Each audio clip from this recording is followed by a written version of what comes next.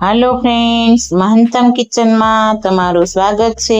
આજે આપણે બનાવીશું ઠંડો ઠંડો કોલ્ડ કોકો। નાનાથી માંડીને મોટા સુધી બધાને જ ભાવશે અને જો એકવાર બનાવશો તો વારંવાર બનાવશો। હવે આપણે એક તપેલી લેશું, તેમાં આપણે 500 ml દૂધ રેડીશું। दूध આપણે ફૂલ ફેટનો પણ લઈ શકાય અને ગાયનું લેવું હોય તો પણ લઈ શકાય। આમાં કસ્ટર્ડ પાવડર આવશે એટલે ઠીક થઈ જશે। હવે આપણે 1 ચમચી કસ્ટર્ડ પાવડર ઉમેરીશું।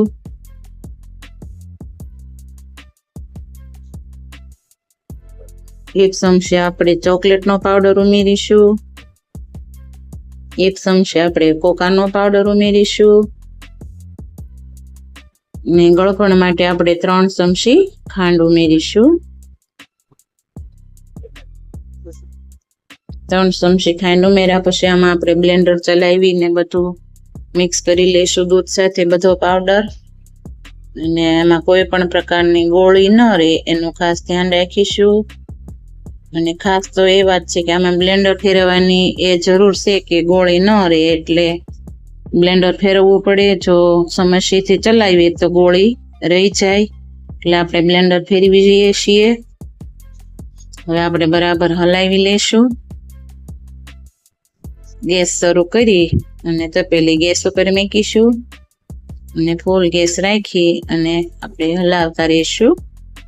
ક્યારેક ફૂલ ગેસ રાખીશું, ક્યારેક ધીમો કરીશું અને સતત હલાવતા રહીશું।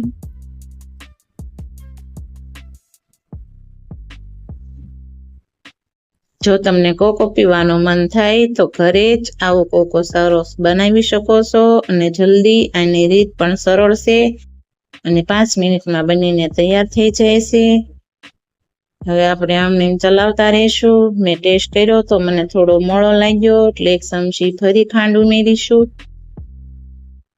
તમે પણ ટેસ્ટ કરીને જોઈ લેજો, મોળો લાગે તો થોડી વધારે ખાંડ ઉમેરજો અને તમે મોળું ખાવ છો તો આ માપ બરાબર છે। પહેલા મેં 3 ચમચીનું આપ્યું આ 500 ml દૂધમાં આ જે માપ આપ્યું છે એ માપ બરાબર છે। અને જો તમારે વધારે કરવો હોય 1 લીટરનો તો તમારે બધી ચમચી બે વખત નાખવાની।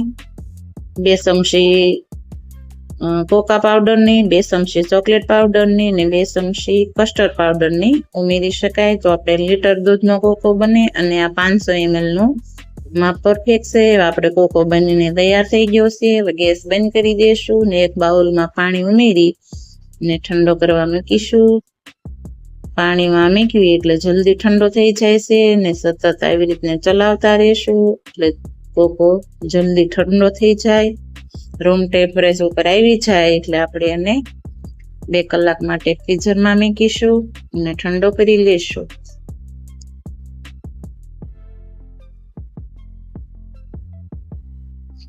હવે આપણો કોકો ઠંડો થઈ ગયો છે।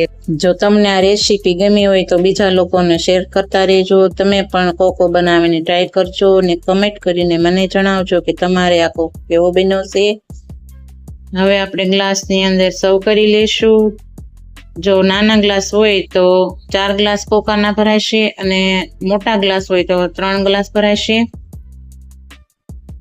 98% લોકો અમારા વિડીયો સબસ્ક્રાઇબ કર્યા વગર જોવે છે। જો તમે સબસ્ક્રાઇબ ન કર્યું હોય તો જરૂરથી કરી નાખજો જેનાથી અમે વધારે હાઈ ક્વોલિટી વાળી રેસીપી લાવી શકીએ।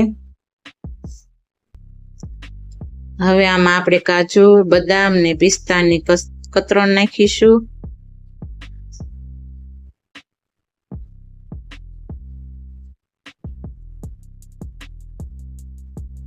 થોડી આપણે ચોકલેટ ચિપ્સ ઉમેરીશું જે આ કરિયાણા સ્ટોર ઉપર કે બેકરીમાં બધે જ મળી રહેશે। ફરી મળીશું નવી રેસીપી સાથે, ત્યાં સુધી સ્વાદિષ્ટ ભોજન માણતા રહો।